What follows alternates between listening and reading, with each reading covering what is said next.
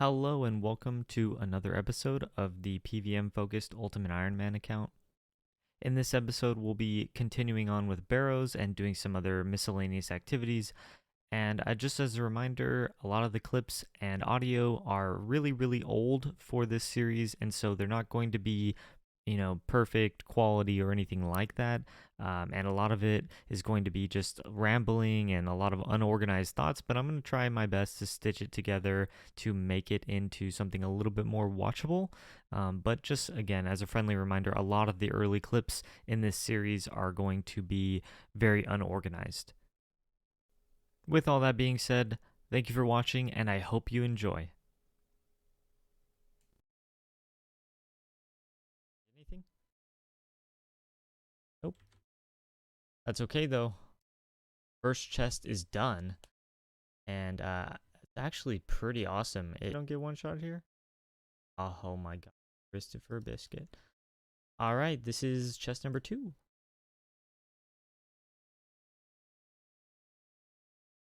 Guthin's chain skirt. I think that is not what we were looking for, but I am going to hold on to it for now. But that is an upgrade already, so that's pretty awesome. I'm going to actually compare this to the other stats and see what it's like as a tank leg. If it's pretty close, I probably will keep it if I don't get another pair of legs before a top. But wow, that was pretty quick and actually pretty awesome. So yeah, we're going to keep going.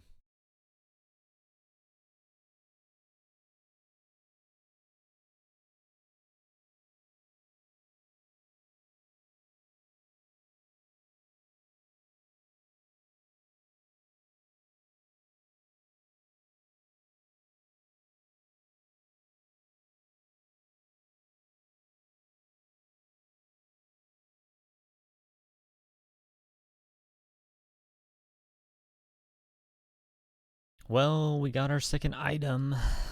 Not what we were hoping for, but it is a second item nonetheless, and I believe it. Wow, it actually doesn't allow for very much, which is pretty unfortunate. But I'm kind of wondering if I should just wear it instead of the black mask. This is actually going to increase my range, but it's going to lower my defense bonuses everywhere else. So I guess we're not going to use it for now.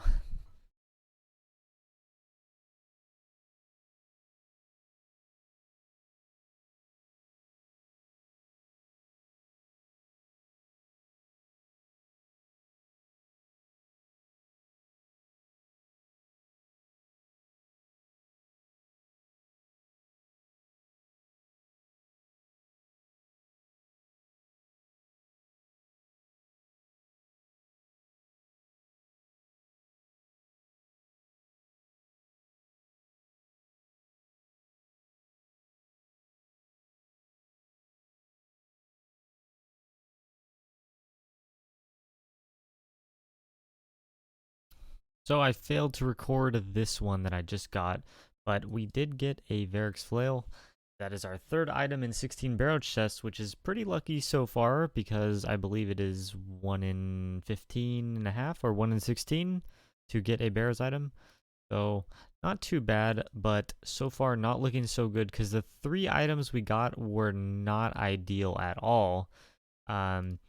The Guthin's chain skirt is actually weaker than other tank items from Barrows, such as Torix and Darox. So ideally, we're trying to get either of those two for the top and bottom. But for now, we're just using this until it degrades all the way, and then I am going to be alking it most likely because it really is only a tiny improvement over the Dragon Plate skirt. So it's not worth the inventory space, I think. And I will likely be alking this as well.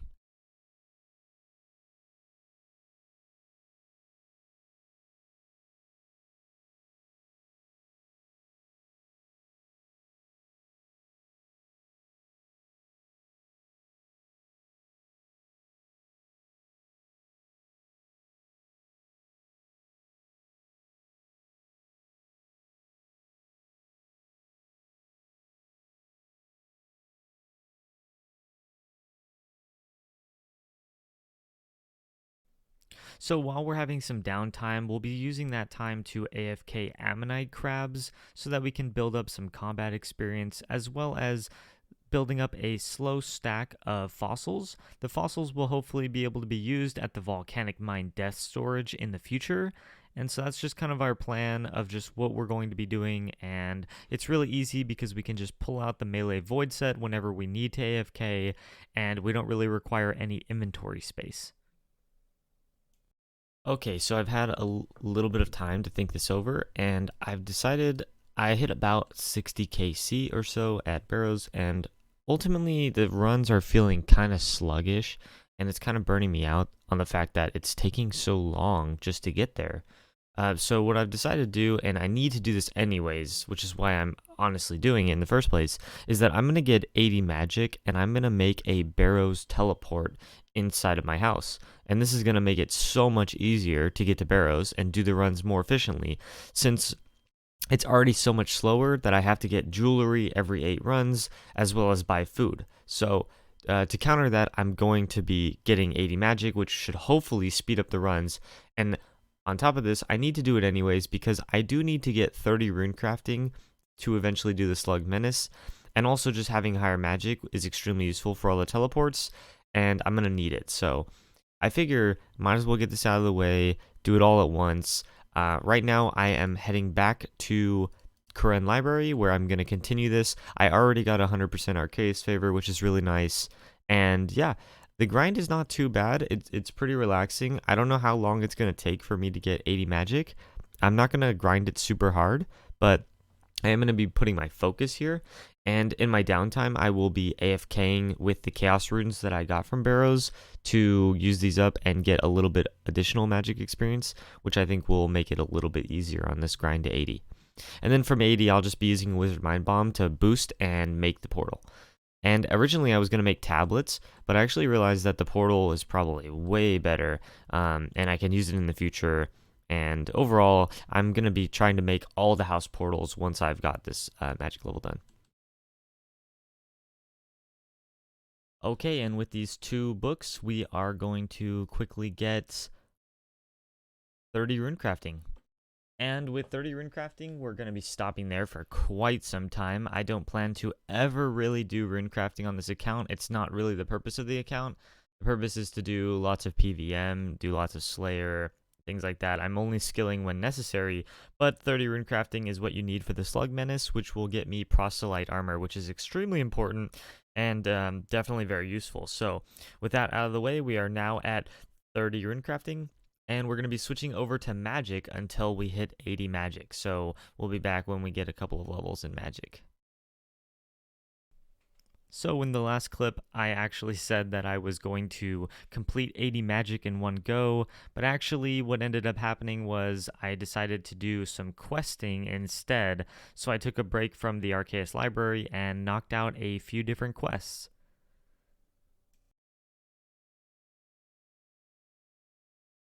Completing a quick quest, we got Family Crest done. This is actually awesome because I can use the Chaos Gauntlets and I can increase my experience per hour while AFKing with my Chaos Runes, which will be pretty significant. It increases the max hit by 3, which actually would probably increase the experience per hour by at least a couple thousand, which is pretty significant, I think. And it's quick to get, so I needed to do this anyways because this is going to be for Recipe for Disaster.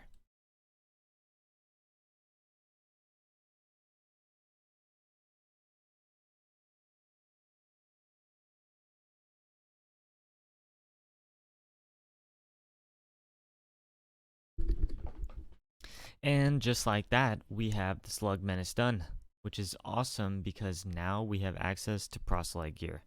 And Proselyte gear is actually slightly better than Initiate and Monk's robes, and it's the best prayer armor in the game, I believe.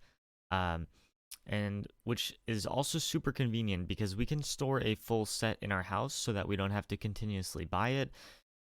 Buying it is not super expensive, so it wouldn't be that big of a deal, but it is convenient that we can store the full set in the house, and then when we need to, we can pull out the plate and legs, and then we can store the helmet back in with a new costume room update, and from there we can just continually use it without ever having to worry about alching it, buying it again, things like that. So fortunately, we got this quest done, and we're going to buy the armor, and we got a couple levels. Nice. Yeah, so it looks like a full proselyte set is actually only 25k. So like I said, it's not really that big of a deal to have to rebuy this. And in fact, if you only bought the top and the bottom, it would only be 22k every time you needed it. But just for the sake of it, we'll just be buying the full set. And then from here, we can unpack it and we can just store this in the house.